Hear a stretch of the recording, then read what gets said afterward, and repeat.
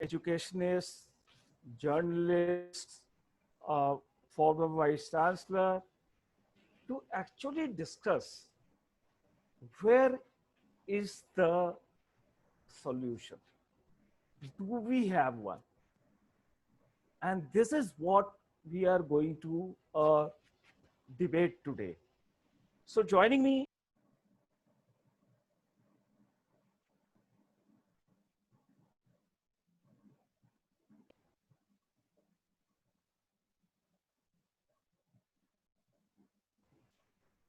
he is a senior journalist, child rights activist, and has authored many columns on the issues. And recently, the point that I was making, that 20% of the girl child will be, will drop out of the schools. Joining me is Professor Ravi Kumar from the Department of Sociology, South Asian University.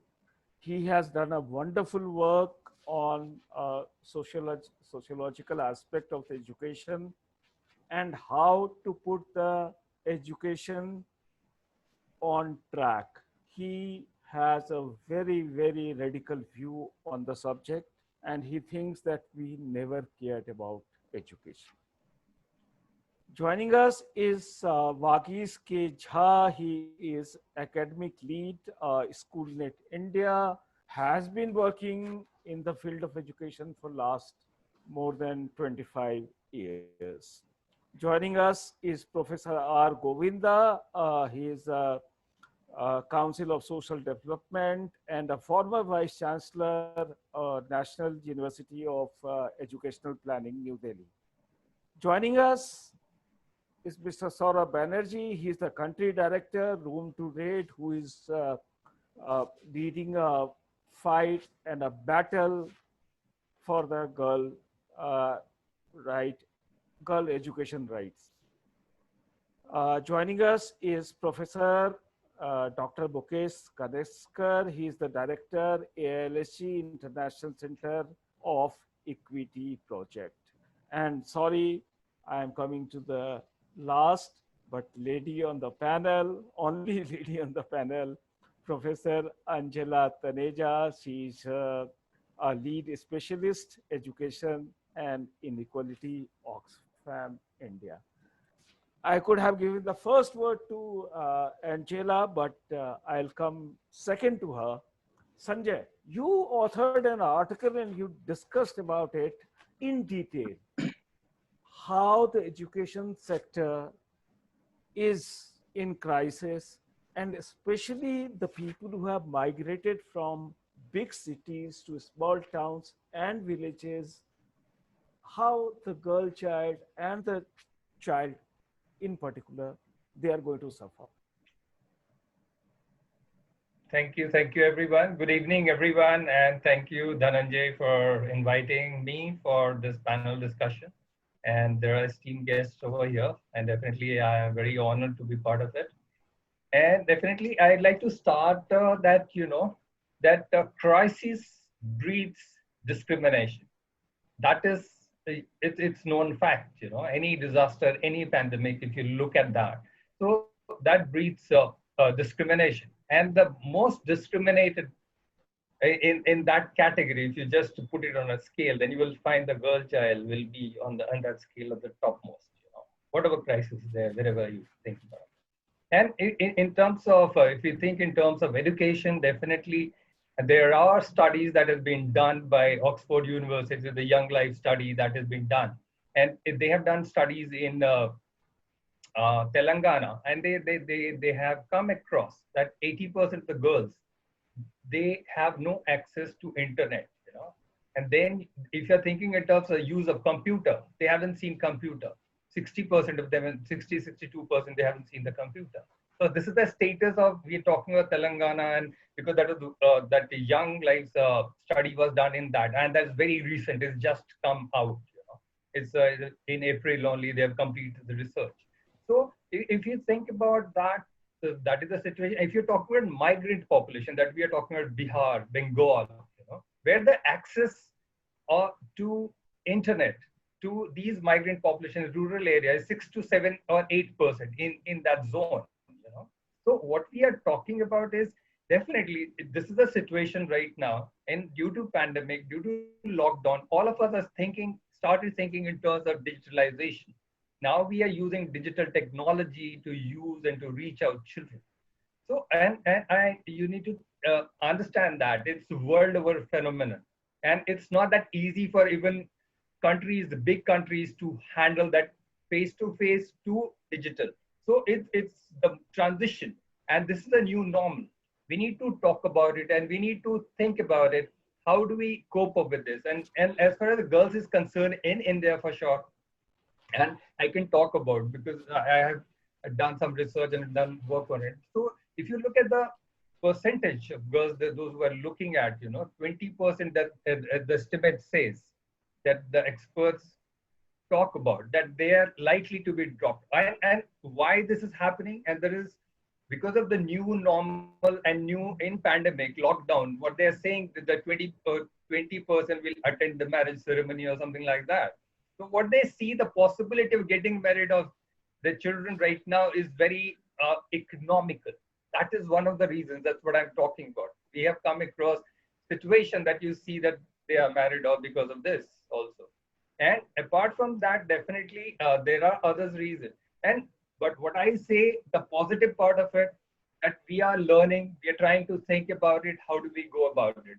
So there are efforts by government. If you're thinking in terms of e-skill for girls, that is G20 countries, they came together in around about 3 years, almost in 1917. 2017, they came across and they decided that, okay, we will be helping our countries though to bridge the gender divide. So in Lalanpur area, Varanasi, if you go there, then you will see one of the pilot projects that has been done to bridge that, and all the women were given the training. So that is the precursor of whatever we see. And if you go back to some of the experiments that have been done by Sathi along with the Tata Trust. So they have developed a trainer in a village. They go around in the village and in around 3-4 villages. In a month or so, they are supposed to,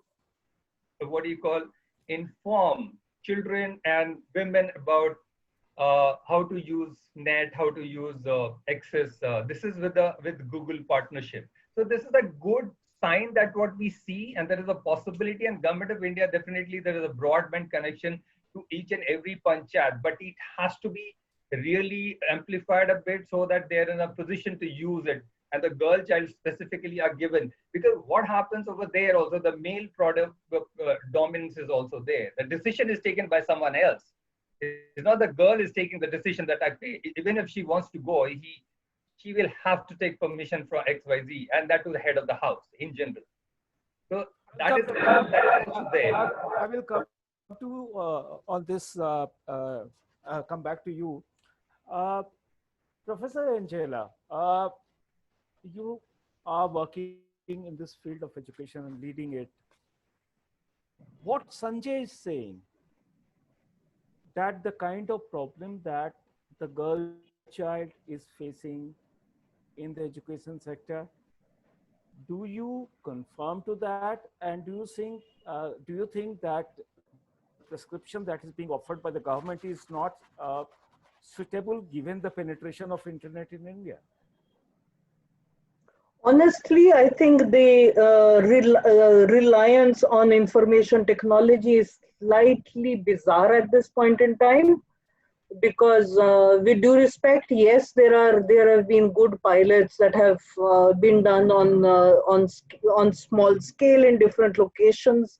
Not denying that. Ultimately, that's not ignore reality. Reality is less than 15% households have access to internet of some sort. Not our data, is government official data. Government official data says barely 5% households in India have access to both a computer and an internet connection. Therefore, planning a strategy for education based off when you know to be bare 15% of the population in at least for rural areas is fundamentally amounts to writing off 85% of rural population.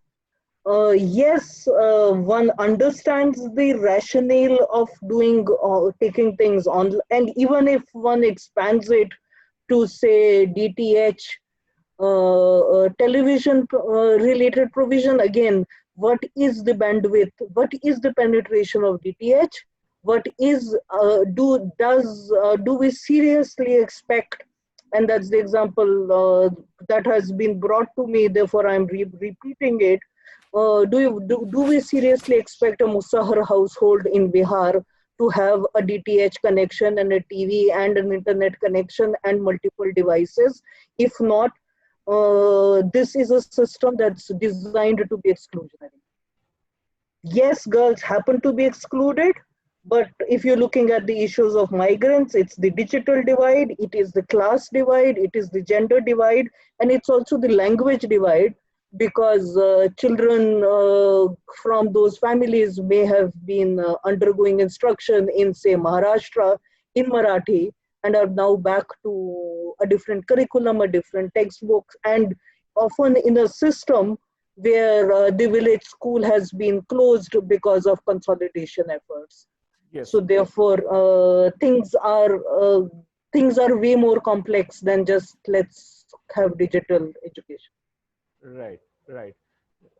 Let me take this question to Ravi. Ravi, I know, has a very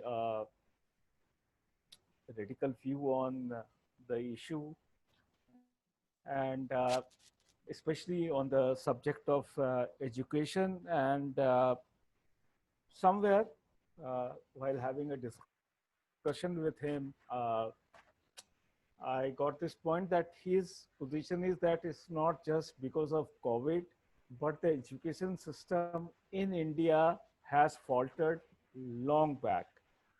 So Ravi, given the situation at the moment, your thoughts? Thank you, Dan. Thank you, Angela, for pointing those facts out.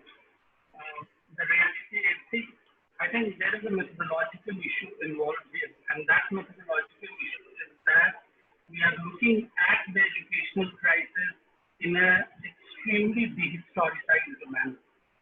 And why I say this dehistoricized is what you have today in terms of when we say that today there are no schools, there is no internet in schools, there are pedagogical issues, there is curriculum issues, so on and so forth. It has not suddenly happened because of COVID-19. But the way that education system post-independent India has experienced is the product of that kind of a nationalism policy making which it has done. The problem that most of the children today encounter, and mind you, I am not looking and I don't look at education merely in terms of the classroom and the school availability, etc. But there is a dialectic of how the social life, how the economic life of people is related to the education itself. So as an example, you have these migrants. There are different kinds of migrants. We know there are seasonal migrants. There are migrants who are settled here, but who still have a connection to the rural area. So those migrants who are settled here would come here, live with their families, send their children to schools, and so on and so forth. Now they are jobless. They go back to the villages. They don't have any job, and now, and as all of us are following the news now, there is a reversal of that migration which is happening because the state of Bihar, the state of UP did not and is not able to give them jobs that promised to them. There are no jobs. Let's live in the reality. There are no jobs out there. So they are coming back now. So just imagine a situation where when a family which was here with children enrolled in school now is virtually going to live the life of a nomad in search of jobs. And what is going to happen to the children there? So there is a very, very close relationship between the economics of where we are located and the child and the child's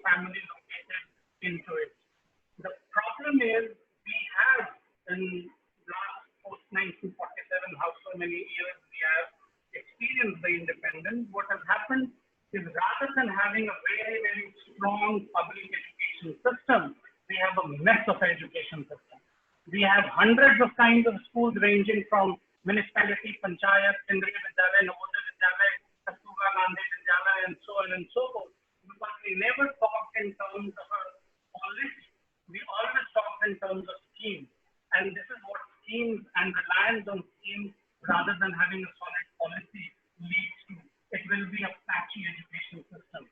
Similarly, we know of the kind of private schools that exist in the country today, ranging from the first, which is now being touted by the neoliberal educationists and economists as the model, what they call as the low fee paying schools, ranging from those kind of schools to very elite kind of schools.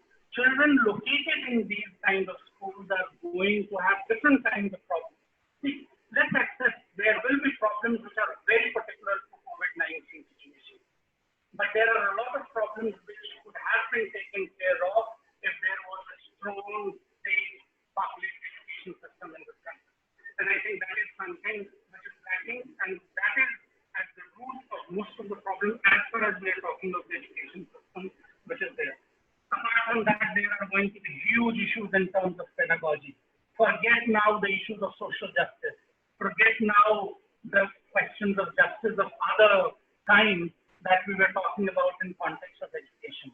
Then the moment this whole idea of sitting in front of the computer, and imagine a classroom where there is a teacher and there are kids. There are kids in the classroom who do all kinds of things. There is mischief, there is learning, there is everything happening simultaneously. This whole process which unfolds within the classroom is not going to unfold in the online. There will be mischief of other kinds. There are mischief of other kinds. But here, this Zoom allows centralization of power in the hands of the teacher. The idea that Paul Freire talked of that dialogic education is completely going to be rendered irrelevant in this online education system. It's going to be a dialogic transformative education system. And that is where this whole process is going to lead to. So we also need to think what kind of education we really want. Exactly. We'll come to you on that question, Ravi. Let me take this. You used a very pretty strong words, actually, that we have made a mess of education system in the country. Let me take this question to Professor Govinda. Sir, do you agree with this view that we have completely messed up with the education sector in this country? No, let me make a point. I think what Professor Ravi Kumar says is right. What the COVID-19 has really disrupted education in a bad way, in a system which was already in a bad shape, which was already in a crisis. You know, we are only talking of crisis now, but it was already in a crisis. I fully agree with what he is telling. But now what has happened is that this time what is disrupted is all pervasive. It is not just about the poor. Everybody's education is disrupted, and what the middle class and the rich are able to do is that, you know, we will sort of really salvage it through online education that you are talking, but that is in a very limited way. I do not think that even for any family, any child who is 7-year-old or 8-year-old is not just, you know, it is not just about somebody is speaking on a cell phone and then you are listening to and you are learning. That is not likely to happen. I think we are in some sort of an illusion that learning is happening when we do this online thing and all. I don't think that is going to be a great solution. We need to look for a solution of a different kind if you are looking for it. Shall I say a couple of points? Yeah, please go ahead. Yeah, actually, the as was already pointed out, the migration has really brought out something that was already hidden. There is a deep level of poverty in this country. You know, we may be a very big economy, as Professor Amartya Sen says.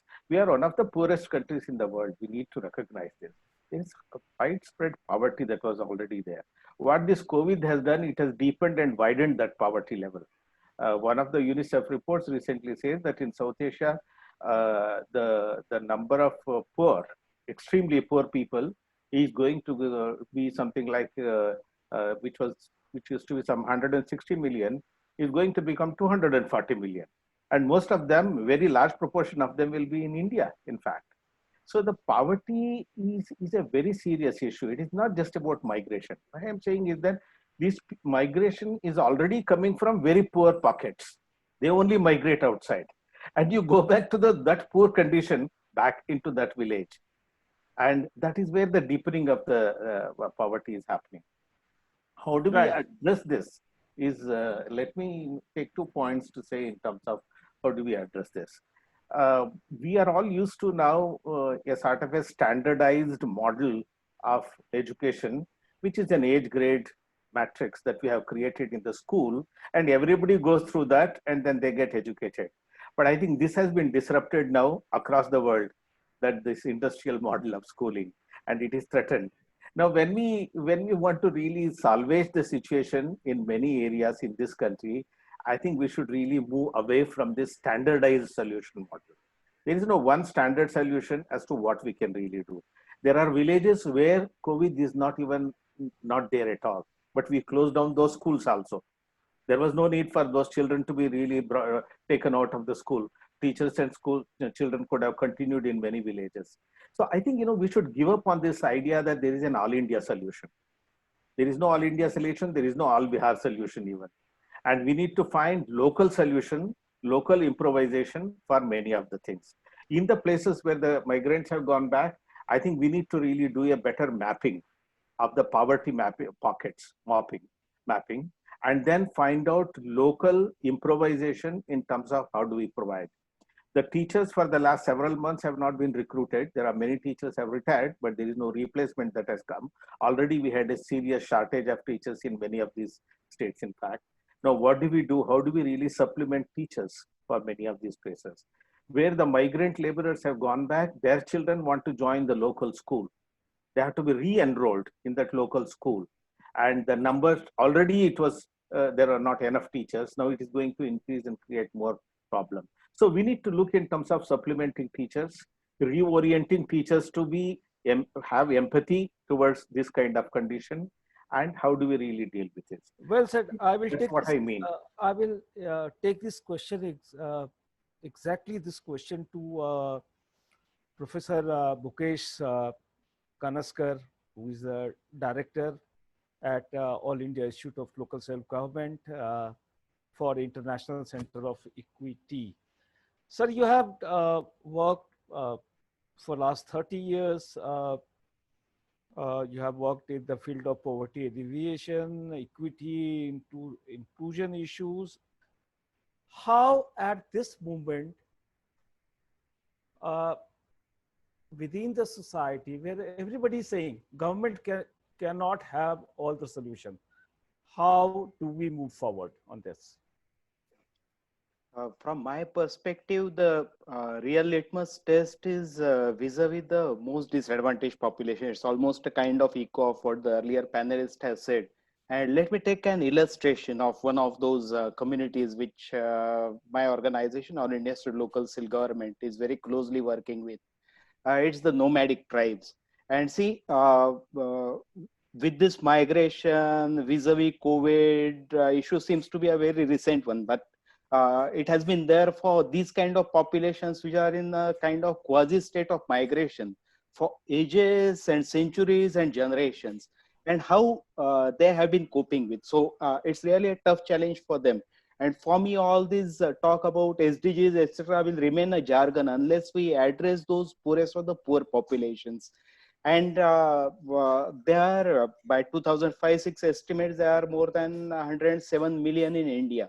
My Indian mind dumped with listening to millions of populations numbers, I get too thick-skinned. But when I plot it on a global comparative scale, it's actually the nomadic tribes population in India itself will constitute the 12th largest country on this earth out of 213 enumerated countries. So it's a huge population. And many of those children are out of school, very deep gender inequalities. So the girls' issues that the earlier panelists were speaking of. So it's that real litmus test that we should talk about. And then add to this vis-a-vis nomadic tribes, there is this issue of branding as born criminals, courtesy the 1871 notification of the then British era, which was subsequently denotified in 1951. But still that branding, the stigma of being born criminal still continues, and it even keeps on haunting those children today, hampering their access to overall education. So it's a very crucial point that we need to see case by case. There can't be one size fits all kind of scenarios, especially when we talk about highly discriminated populations. And that's why we can't really take only corona triggered challenges approach. It has to be a very continuous kind of response. And I'm coming from AIILSG's experience. So what I'm talking about is not a theoretical proposition. It's what actually AIILSG is already doing with different kinds of highly marginalized population over more than 450 settlements. So now we should move towards the solution oriented. Two facets lie. One is, can we develop various models, very working models and not the theoretical propositions. So there AIILSG has developed this model called Shikshan Ranjan Kendra, learning with fun centers, which actually forms the nodes of transformations within the local community. See, many of those children are still out of school. Now those nomadic tribes have, with the loss of traditional livelihoods, have started settling down, but outside the periphery, being of the villages or small towns, because of this branding as born criminals. So there, see, the traditional approach is we expect a child to reach the school, but there are a lot many social stratifications, discriminations, etc. So if a child can't reach school, which is not just a brick and mortar building, it's about the education, it's about the learning attainment levels. So what we propose is that then education has to reach those children in a very flexible way. And we no way wish to replace the formal education system. We need to have those kind of bridges which really brings together the mainstream education and the discriminated, the excluded community, bring them together.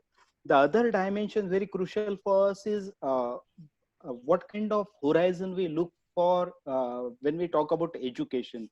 So one is with respect to learning attainment levels, numeracy, linguistic skills, etc. But the other very important point is health, wash, nutrition.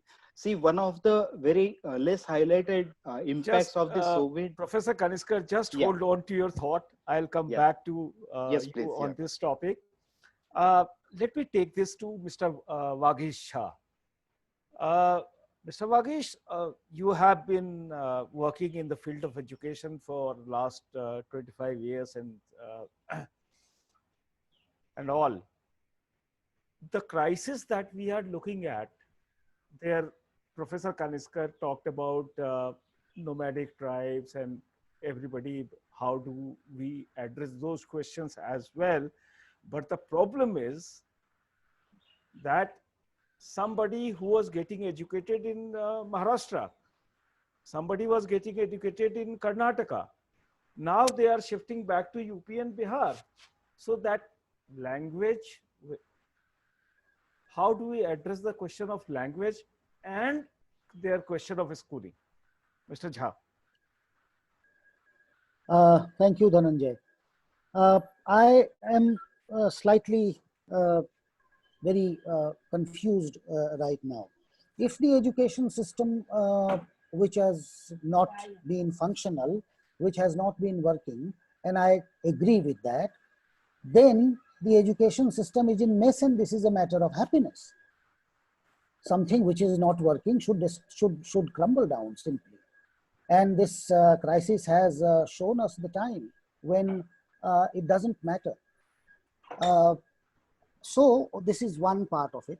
The second is that schooling does not result in education. Let us be very clear about that. Schooling is something that they are enrolled, and it is not really resulting in education. Let's not have any illusions about that. I have been a teacher, and I'm right now as a teacher educator dealing with private schools and government schools both. And I will tell you something very interesting. The migrant workers have always been a second grade citizens in their schools. They were, anyway, they are migrant workers, so they are not there throughout in their schools for the whole year. There are periods when their parents will go back, and therefore with the parents, they will also go back. And I have heard government school teachers and principals, those who are concerned, expressing real, they say that what can we do? They have to go back.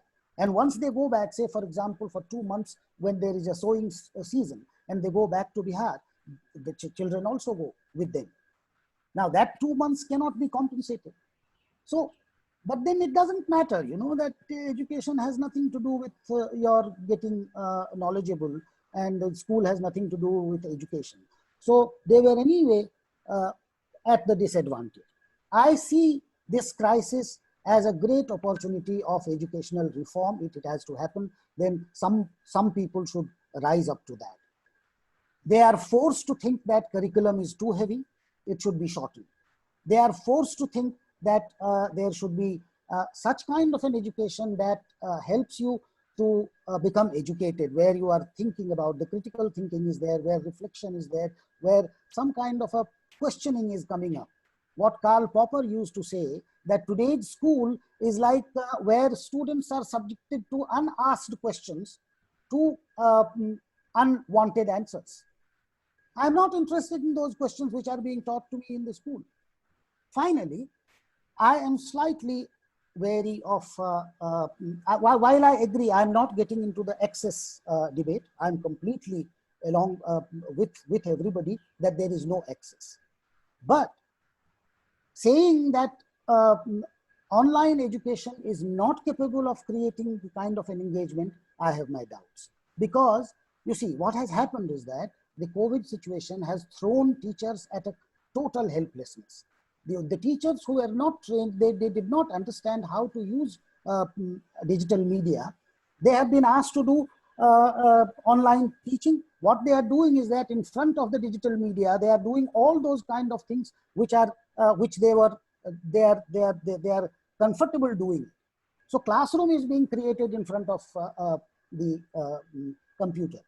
If the media is not effective, why are we sitting here and doing this webinar?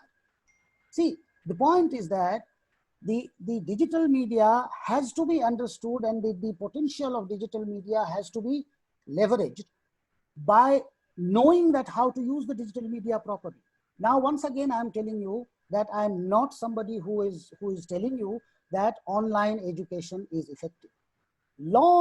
Several studies have come up, and longitudinal studies have come up, which have shown that online education is not resulting in the learning outcome, period. So what is the important part of it is that an online learning is happening even when there was no COVID. The students were consulting internet. There were flipped classroom happening. There were blended teaching that was happening in the classroom. So right now we may be in a situation, but even after the COVID, when situations may be improved, we are bound to get into a situation when the physical ambience of the classrooms will have limited meaning to us.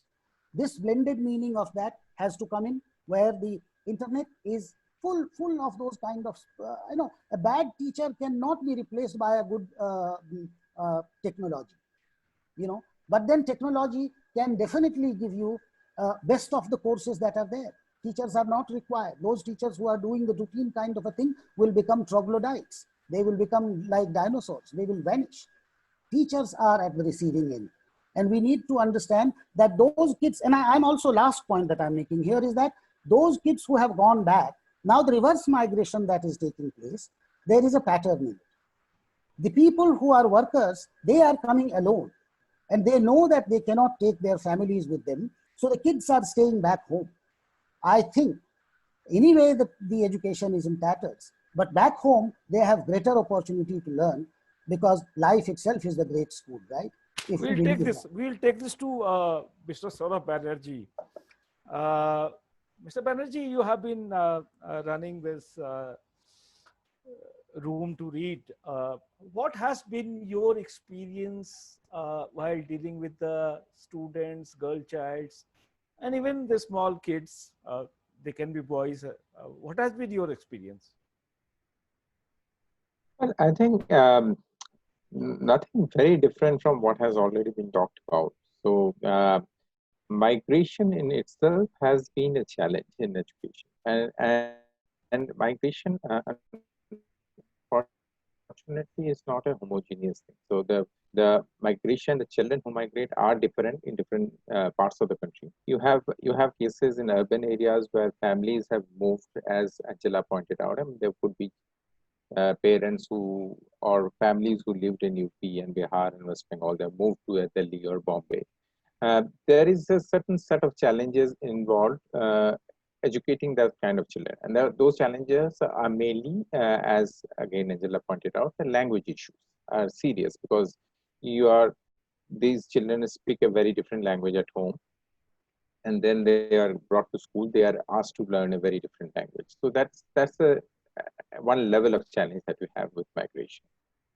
There's the other level of challenge is what you see in large parts of rural hinterland, in large tracts of Maharashtra, Madhya Pradesh, where families migrate out during the entire summer season. Along with the families, they go to Maharashtra to cut sugar cane or they go for industrial work. So many a times, and most of the cases, they will take the children along with them.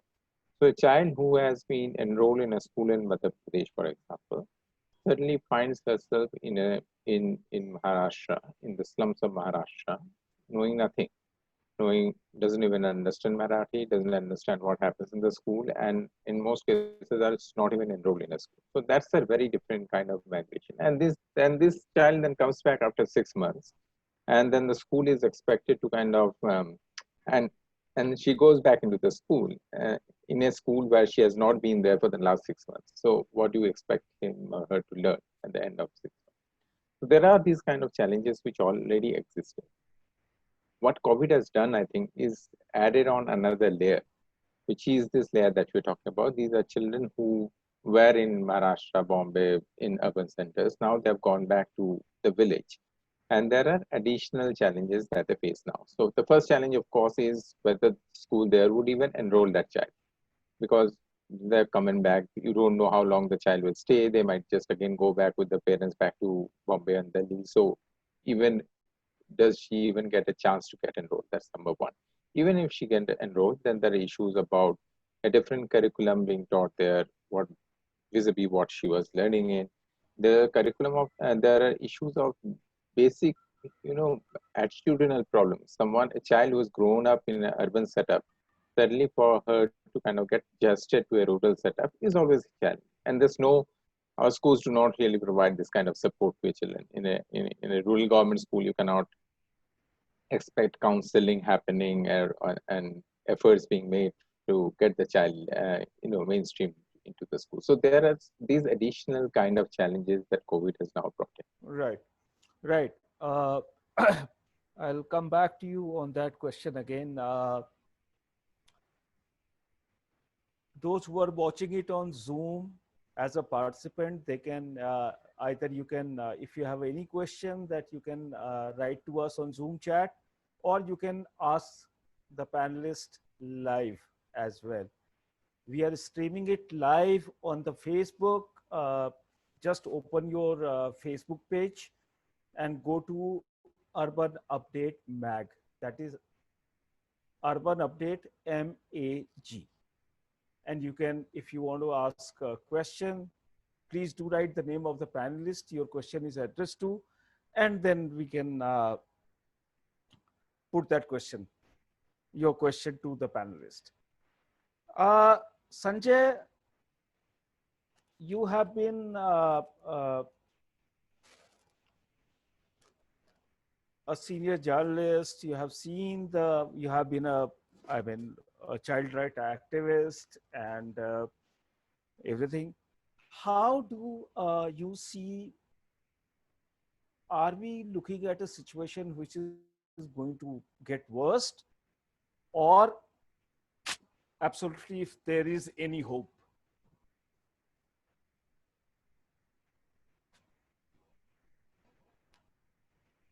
Sanjay? Muted. Can you hear me? Yes, yes, I can hear you. Please Okay. go ahead. Okay.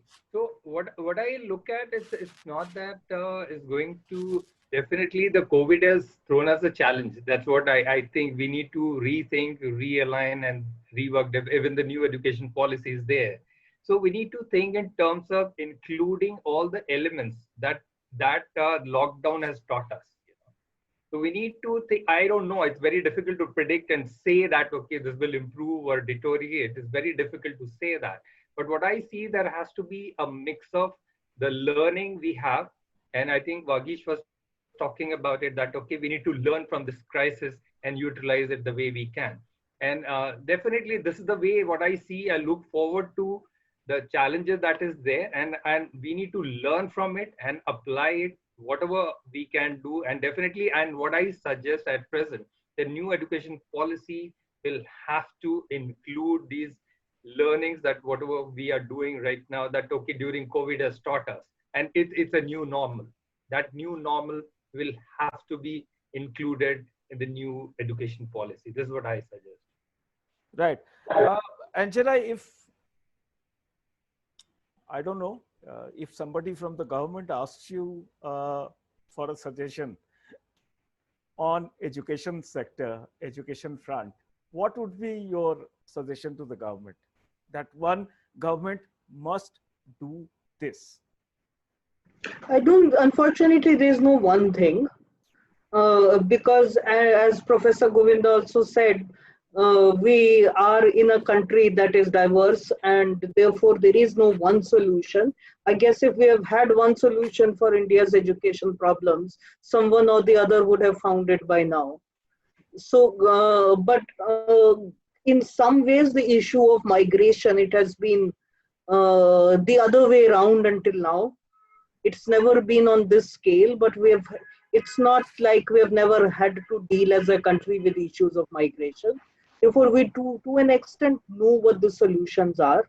Some of it are actually enshrined in law in the form of the Right to Education Act and its provisions. Therefore, in terms of, and it's also the biggest question that everyone is asking in the Q&A, is what are the solutions? The solutions are well known. The solutions are enrollment of children wherever they are. The Right to Education Act provides for no admission without documentation being allowed. It doesn't matter how long they stay, they have to be enrolled, not just because it's an education issue, it's also an entitlement issue, it's a midday meal issue, it's a textbook availability issue, it's a uniform availability issue, it's the other entitlements issue, which is particularly needed for poor families at this point in time. If they are coming from a place with a different curriculum and speaking a different language, then again the RT provides for spatial training, some level of bridging of children's levels. So there is some sort of accelerated learning catch-up curriculum that allows kids who've gone via Maharashtra curriculum to adjust to whatever happens in Bihar. It's a materials question. Until now, materials have moved the other way. Materials have moved from, say, Gujarat to Karnataka, or from Bihar to, from Hindi-speaking states to southern states. It's time. There's a need for materials to now materials to move in the reverse direction. States like Gujarat have figured out how to do this in the routine, quote-unquote, peacetime. Some of those solutions can be built upon. The governments have done it, and they've done it on scale. It's not a matter of innovation. It's established state government practice already done on scale in some states. There is the question of teacher training and teacher capacity. We've not talked about it, but teachers in some states have not been paid. We're not talking about it, but teachers in pretty much all states are part of the COVID frontline response without PPEs and without being recognized that they're doing it. So therefore, recognizing teachers are probably also on the front line of being COVID warriors at this time, but also supporting them to enable them to deliver education. yes, it's a sensitization issue. Yes, it's a training issue. It's a psychosocial, enabling them to provide psychosocial support. Yes, in the normal course of event, as I think Saurav said, we can't expect them to do it.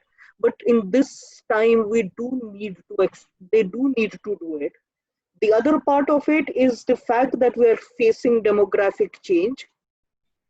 Two ways. One is there's a large population that has moved in.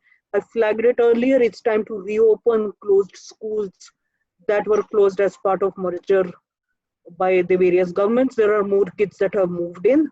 There is also the question of a lot of private schools are low-fee private schools of unrecognized and unrecognizable quality that may end up shutting down because parents are fundamentally broke and cannot afford to pay fees.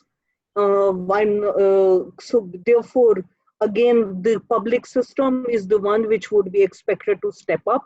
So therefore, again, enhance public provisioning. Lastly, the risk in all this is the fact that with the declining GDP and the poor finances of states, there would be resources to back this up is a different question, but we do know the solutions. That's it. Yeah, these are larger debates. We will have to go into details with that. But let me take this to Ravi. Angela talked about the crisis with the Indian education system at various levels. Vagish said that if the education system was not working, then let it crumble and let there be a new system. What kind of a new system we can look at? Yeah, can you hear me, Dhananjay? Yes, I can. Yeah.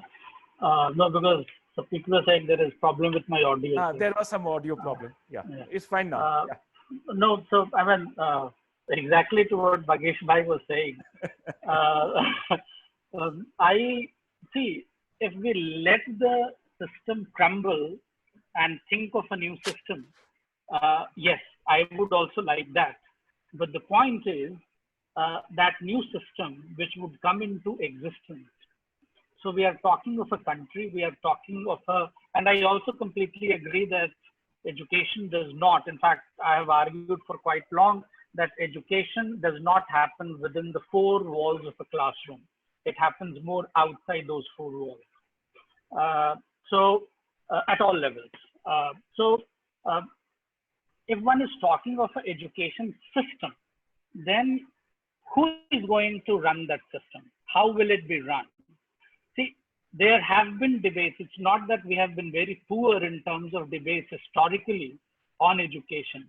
We have host of, one can agree, disagree, but debates have been happening. Gandhi, Tagore, Krishnamurti, or Aurobindo, keep taking names. You had people in this part of the world who were talking about education. So it's not that we did not have models. I hate this word models, but it's not that we did not have models. Remember that we established Bunyadi schools based on Gandhi's model, but we destroyed it.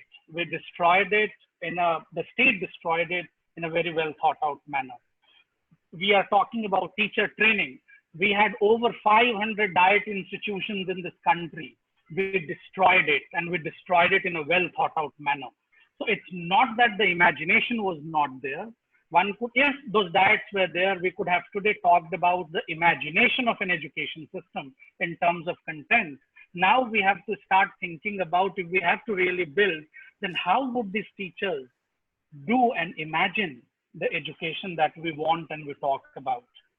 What I'm saying might appear idealist, but it is not idealist. That is why I said in the beginning, we have a very dehistoricized understanding. We have step by step, even what existed, we destroyed it. Why did we destroy all those things?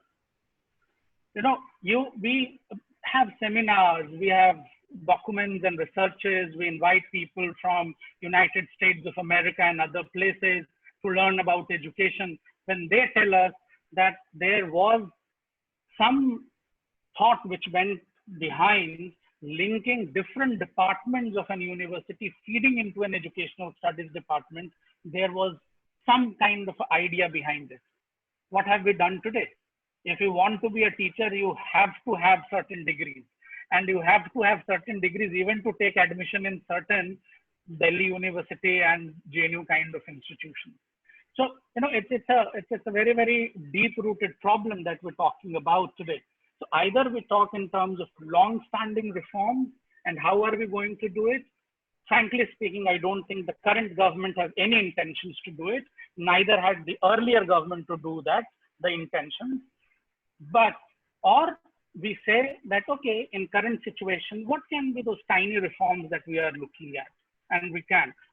I would say that we today, because we are discussing here as intellectuals, we really need to think in terms of simultaneity of these two. The short-term reforms, because they are required today. There are kids out of school. There are girl children, as Sanjay was pointing out, who will be married off. We know that people are. So there has to be an understanding that you need to deal with the issue of migration to deal with the issue of education in migration. To begin with, I thought when migration began, why is it a country, my friends, because I teach in South Asian universities, so my friends from the neighboring countries, my colleagues, they tell me in the university that before coming to India to teach here, they did not realize that India was so rich. This Indian state had so much of money. We don't have dearth of resources in this country. What we lack is how to go about investing it. So what was the problem? These workers who were not being paid their monthly salaries, because of which they were going hungry, and because of which they could not pay rent, and because of which they had to go back. Why did you not think of an income like Spain thought? Your public health system is virtually negligible, like it's in worse shape, 1.2, 1.3% of GDP on health. So why couldn't you do like what Spain did, took over all hospitals and nationalized them? It's not that things do not happen in this world. It's about you do not want, and that's the character of the state that you really need to think about. Well said, Ravi. It's always a pleasure to talk to you and listen to. I'll take this question too, because you talked about Mr. Vagish and what he said. And you made a very important point. It's that the imagination of content in education, how we are going to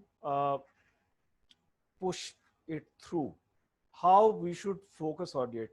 Mr. Jha, your thoughts on this?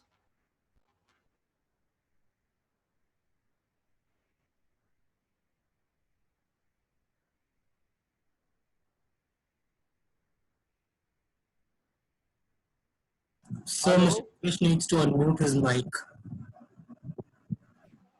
I'm sorry. So yeah. COVID has forced some people to take up some emergency measures, so to say. They are now looking at how to reimagine examination. They are now looking at how to cut short the curriculum. They are also now forced to think about the pedagogy, that how teaching has to be done. And they are also looking, and technology is being looked at, the pedagogy is being looked at, the curricular content is being looked at, the assessment is looked at. So all these four parts of it is being reimagined. The COVID is unnecessarily getting the blame. You see, TIFAC in its report 5 years ago had predicted that by 2020, the schools will become irrelevant. If we are not able to see the kind of schools that are existing today, they are relevant only for the kind of degrees that they are giving you. Otherwise, there is no relevance of these schools. And tomorrow, the kind of tomorrow that it's staring us is where other kind of capabilities, other kind of abilities in the students are going to be valued.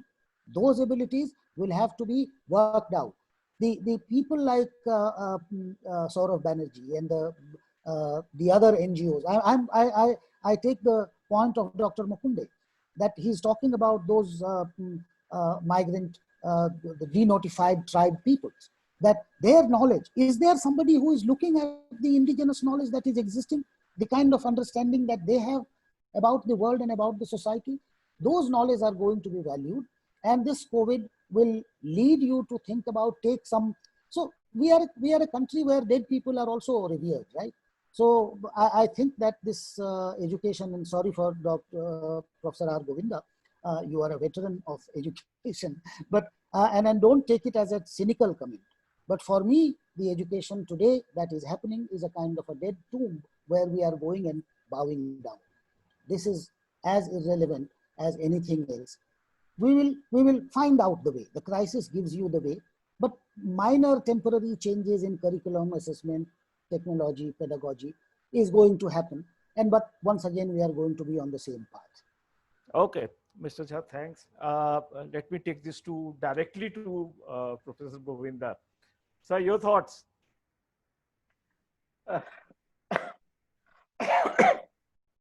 First of all, I think I agree that there is need for structural reforms, deep reforms in education.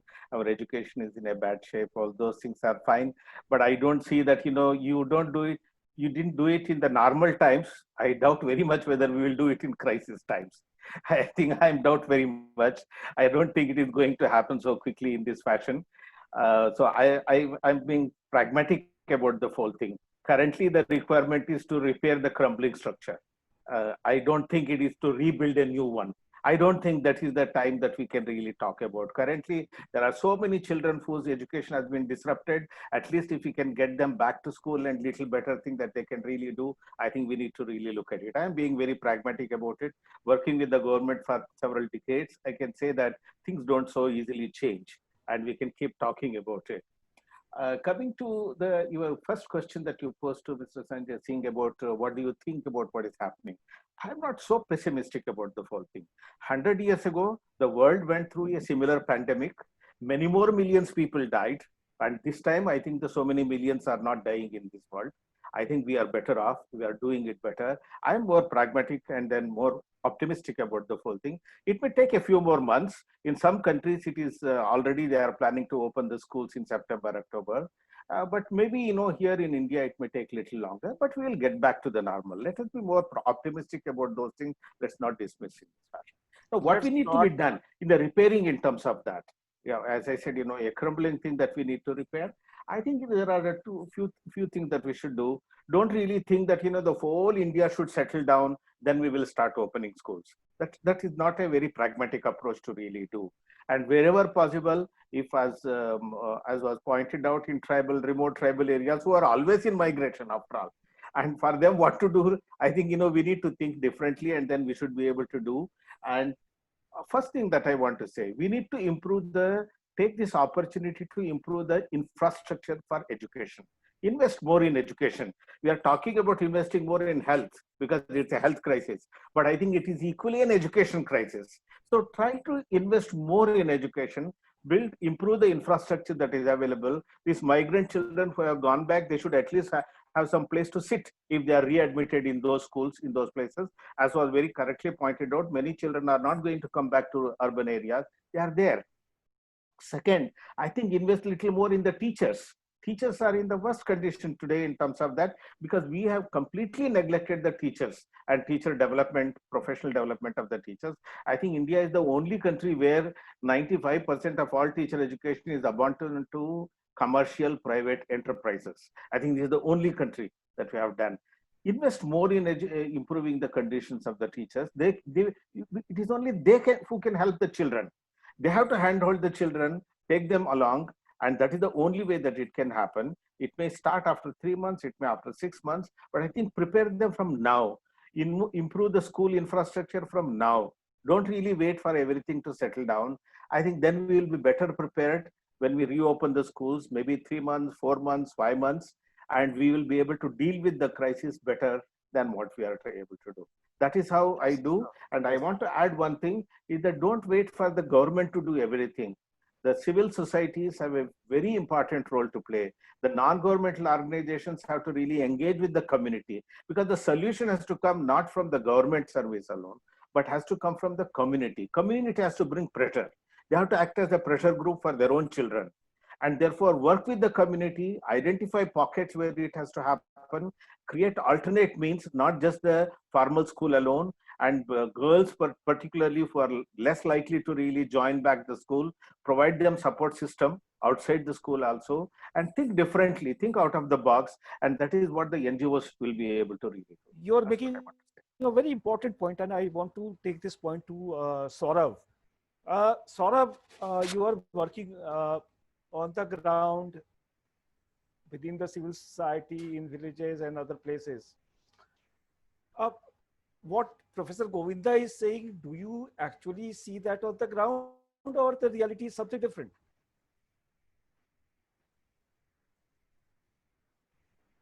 That's actually quite right. What Professor is saying is actually how you can. I mean, I also don't see the entire system getting changed because of the crisis. I don't see that happening, and the changes would be very incremental if at all they happen. I think firstly, of course, we have to kind of address the enrollment issue. So children who have gone back to their villages, who have migrated back, there has to be a provision of getting them enrolled. That is probably the easier thing to do of the other things, but sometimes that doesn't get that. Especially as Angela also pointed out, that in urban areas, where in many cases what will happen is parents who are sending their children to low-cost private schools cannot afford them anymore, and they would just drop out.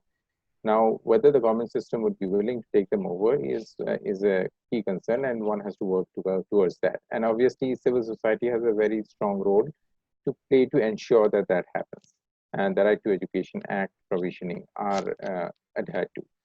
Second thing I think is the whole issue about being sensitive to the needs of the children.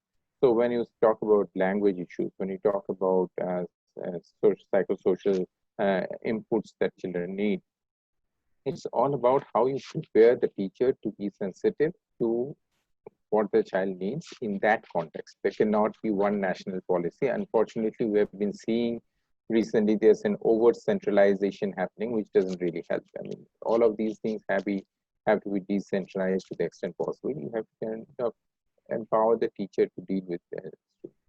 The third important aspect that I want to raise is the whole parent aspect, parent and community, because ultimately at the end of the day, it's the parent who would decide whether the child is going to go to the school, whether she would want her daughter to keep staying at home and attend to household chores and not go to the school. So there some effort, and this effort has to be in collaboration with government and civil society, I would say, to emphasize the importance of education in this kind of crisis, definitely, but in general, and to ensure that children are not dropping out, especially girls, because I mean, there's a number of evidence that shows that in any crisis, girls are the ones who drop out. So just to kind of create the support system should ensure that children continue to be in school is very critical, I would say. Saurabh, I am running out of time, but I have very briefly, I would like you to answer this. How this is a question that has come from one of the participant also.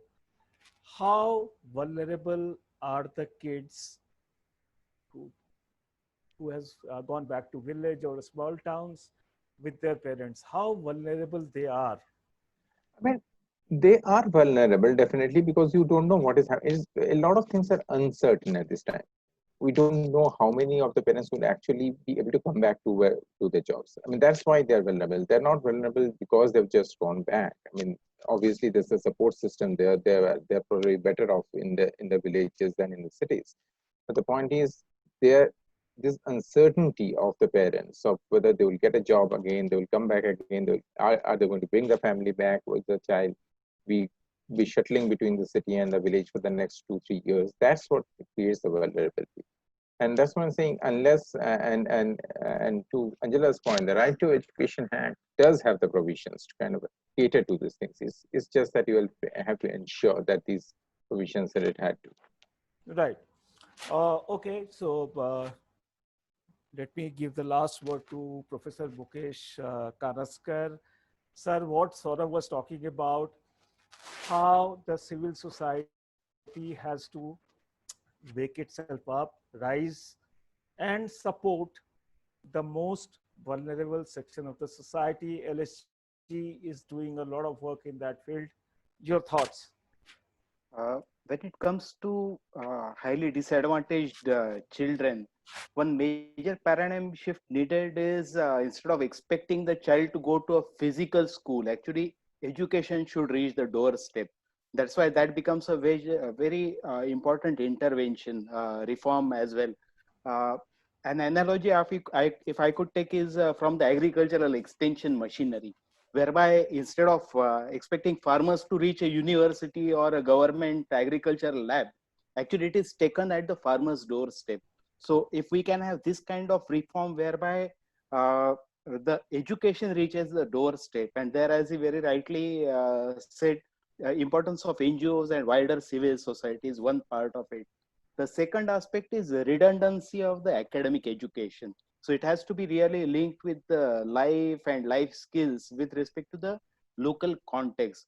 So that aspect of life skills becomes very crucial, which has to have a link with the future aspirations, and maybe in the case of especially youth beyond 15, link with their livelihoods as well. Another very important part is expanding the horizon of overall education with respect to children. For example, there are those softer issues which have been talked about to a certain extent, but not to sufficient extent, is increasing domestic violence during last couple of months. But even less focused issue is increased violence against children, whereby there has been almost doubling of those kind of cases, almost double consumption of child pornography or clips depicting violence against children. So these are very worrying factors, and that's why the education needs to also address these issues and the vulnerability. Some of the earlier speakers really very well narrated. So can we address those vulnerabilities as a part of our education, so it won't become a very redundant mark related thing? It actually touches all dimensions of a child's life. Well, I'm sure it was a very enriching experience for me as well to hear all the thoughts.